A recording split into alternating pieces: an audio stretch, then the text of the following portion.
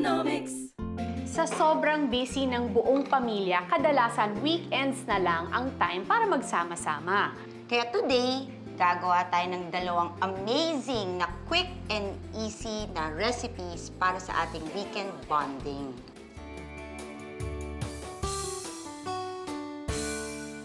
For dessert, we're making our own version of ice cream made healthy, ang Fiesta Ice Cream Sticks. Ang una nating gagawin, so combine natin, ito yung na-drain natin na syrup. About 3 tablespoons. Tapos lalagay natin yung ating cream, evaporated milk, and then condensed milk.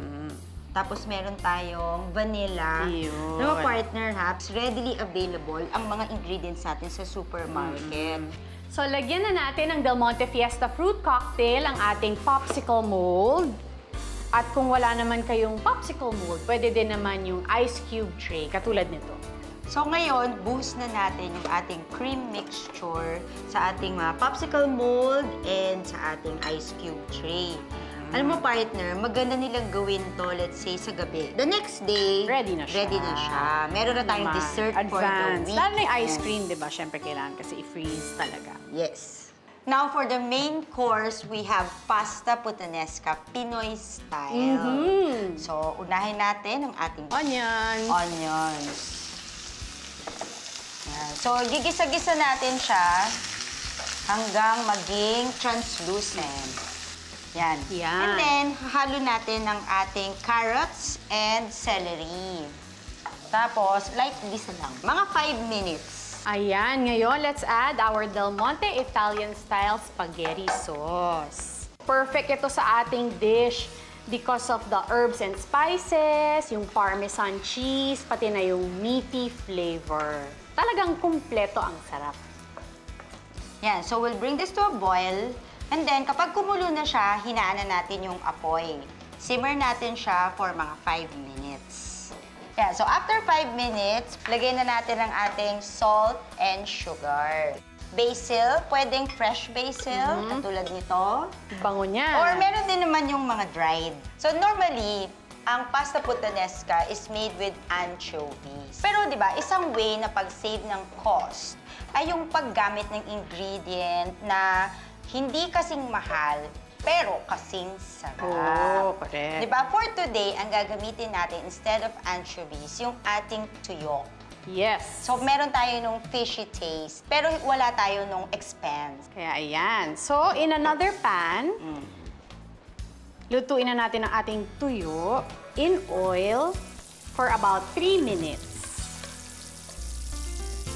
So, after 3 minutes, add na natin ang ating garlic. Yan. Tapos, partner, ating base sauce, ilalagay na natin siya. Yan. Add natin ang ating olives. Okay, olives. At capers. Capers. Yan. Alam mo, partner, common na yan sa grocery. Kasi di ba, partner, ang ating tuyo maalat. Di ba? So, ang capers tsaka yung olives, nagpapabalanse yan. Lalagyan niya ng konting asim ang ating pasta puttanesca. Yes. So ngayon, add na natin ang ating patis and then cook for about 3 minutes. Ayan. So after 3 minutes, i-add na natin ang ating pasta. Haluin lang natin ng konti, tapos mamaya kapag plating na, just add cheese and basil.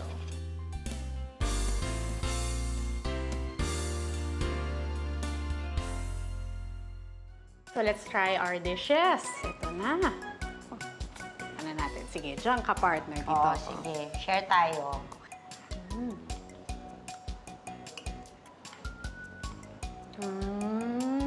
Sarap nito, partner. Talaga, ha?